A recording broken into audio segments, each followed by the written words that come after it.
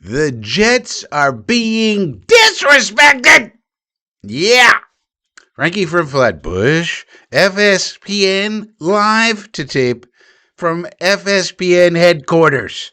Once again, everybody's counting the Jets out. And I got news for you. They're wrong. Vegas has set the Jets' 2026 win total at 5.5, double nickel.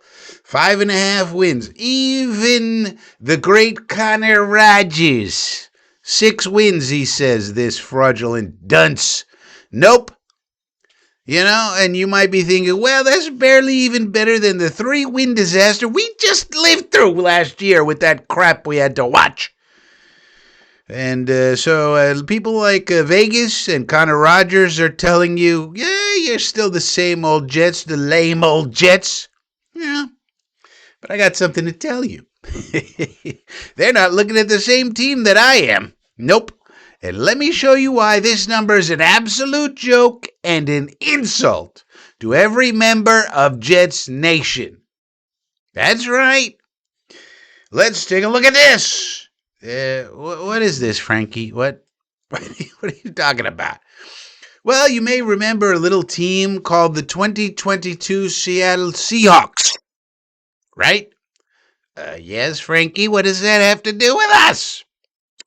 Well, the quarterback of that team was a man named Geno Smith, and nobody believed in him then either. How do I know that? Well, let's look at the preseason odds. I mean, after all, Vegas knows best. Oh, wait a minute. 5.5, that sounds familiar. 5.5. Same quarterback, same bullshit. Okay, but how did the season go? Because Vegas knows everything, don't they? Nope. 9-8. Second in NFC West, made the playoffs. 9-8. Sound familiar? So they were off by what? 3.5 wins?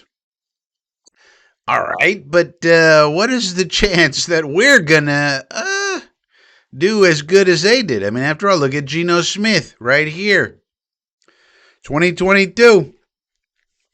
Led the league in completion percentage. Threw for almost 4,300 yards. 30 touchdowns. 30. 3-0. 11 picks. Man. That's pretty good. Yeah, it'd be like the best New York Jets quarterbacking season ever, but there's no way we could do it. Who's our quarterback this year anyways? Geno? Huh. Well, I mean, that's just a coincidence, isn't it? I mean, what about the rest of the team after all? You can't just go off of Geno, Frankie. Oh, okay. Well, what about this?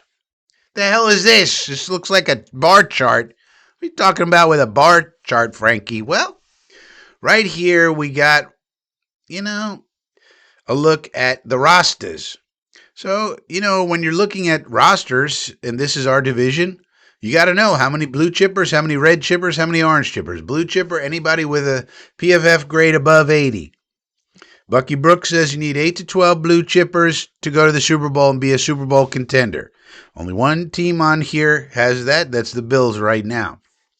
Red chipper, PFF grade for the previous year, 70 plus, set between 70 and 80. And then orange chipper between 60 and 70.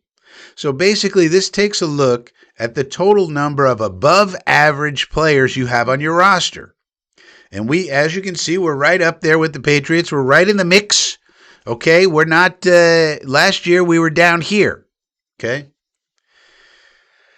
And so, obviously in an analysis like this, the positional value is excluded. So in other words, it's better to have a blue chip quarterback than a blue chip, blue chip middle linebacker or something. But still, it tells you we have a roster now to be in the mix. And in addition to that, we also know that we have better coaches. Frank Reich, we know he's a good coach. His entire history, this is the thing with the offense. If you give Frank Reich a good quarterback, he gives you a top 10 scoring offense. That's his entire history. If you don't give him a good quarterback, of course, he's not going to be good. But Can Geno be good? Well, if you protect Geno, he can be a good quarterback. You could look at the numbers. You could look at the PFF grades when he was in Seattle. You could look at the tape like I'm doing. I'm telling you, if we protect Geno well enough, and it doesn't have to be perfect either, by the way, he's very good in muddy pockets. But if you protect him, he'll be a good quarterback. If you give Frank Reich a good quarterback, you get a top 10 scoring offense. And then, well, okay, but what about the defense? That was a problem. Yeah, that was a problem. But we also got a whole bunch of new players, and we have coaches who are proven now. Carl Dunbar, Ben Bowling with the linebackers, and, of course, Aaron Glenn calling it and kind of designing it along with Brian Duker, his running mate there. And that's a much better configuration of coaching, plus, more importantly, the influx of talent. All right, but still, what about the schedule, Frankie? Because after all, how are you going to find these wins? I mean, look at this murderer's row. Is this a murderer's row? I mean, we can find 6 wins right quick. Right? I mean, we're going to beat these bad teams. We just are. Okay, so here's all the clearly bad teams. We get 6 wins right off the bat. We're already at 6 wins. What are we talking about? So these people who say we're going to win 6 games, like Connor Rogers, he doesn't think we're going to win any of the other games? What kind of an idiot is this? Why do they let idiots on television? I don't know. Personally, I think we're going to beat the Packers. We have the Packers in week 2. They're not going to have Micah Parsons. They were a completely different team last year with and without Micah. That's a dub. Lions, they're not the same old Lions. They have offensive line problems. If you have offensive line problems, that means Jared Goff has problems. If Jared Goff has problems, they're not the same team. That's a dub. The Bears, it's going to be contingent on what Caleb really is. At the Patriots, all right, that's an L. At the Chiefs now, you might say there's no freaking way. It's impossible for us to beat Patrick Mahomes and the Kansas City Chiefs. There's no way. They have too many great players. They have the great Mahomes. Is Mahomes great anymore? That's an outrage. You can't say that, Frankie. Really? What if I told you this? If I can get this to look right. Look at this Anya. You might say, what's an Anya, Frankie? Anya, your average net yards per attempt. Now, his first 3 years in the league, he was elite when he had Tyreek Hill. But he was elite. There's no doubting it. He came on the scene like a shooting star. Okay. 8. If you're above 8 in Anya, you are fantabulous. If you're in the 7s, you're also pretty good. You're Pro Bowl level. All right. Well, he's in the 7. All right, but last 3 years, this is like an average-ish quarterback. So 3 years in a row, he's average. And now he has a major knee injury at 31 years old, and I expect him to be more than average. And Travis Kelce is retiring, and Rashee Rice might be in jail, and all of this. Is Kansas City really unbeatable? Yeah, but that doesn't mean we're going to beat them. I'm going to say surprise dub.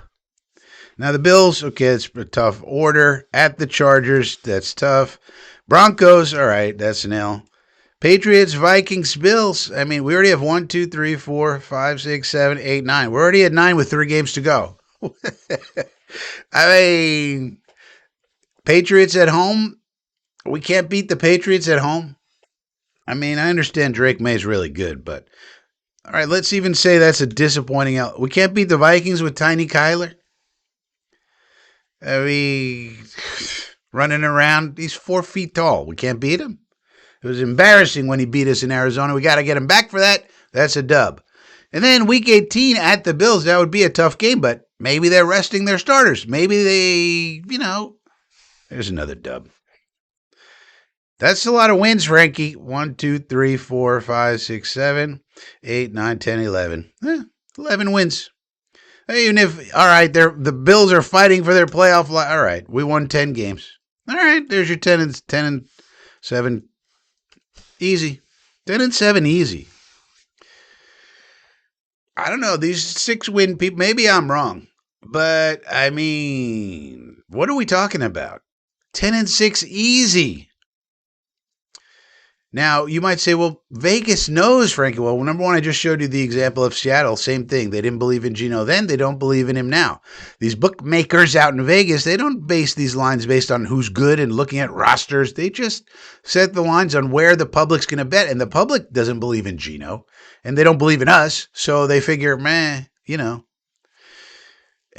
we haven't won in forever, so they can't give us a lot of wins. The public expects us to stink, of course. So they have to set the line that way.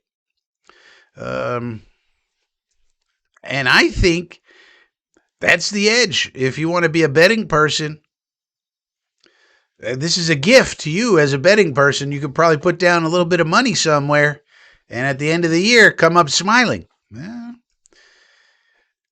But I just don't think these people are really accounting for how good Gino is. Is he elite? No. He's a good, solid quarterback. If you give Frank Reich a good, solid quarterback, he gives you a top 10 scoring offense. That's just the way it is. And we have Carl Dunbar here. We have Ben Bowling here. We have a good defensive staff plus a much better personnel roster-wise defense. I mean, I just showed. All right, what if I'm a little off? All right, 9 wins. All right, 9-8 would triple our win total from last year. I don't know. People are being very disrespectful, but I think that's an opportunity for you to make a little bit of Skrilla.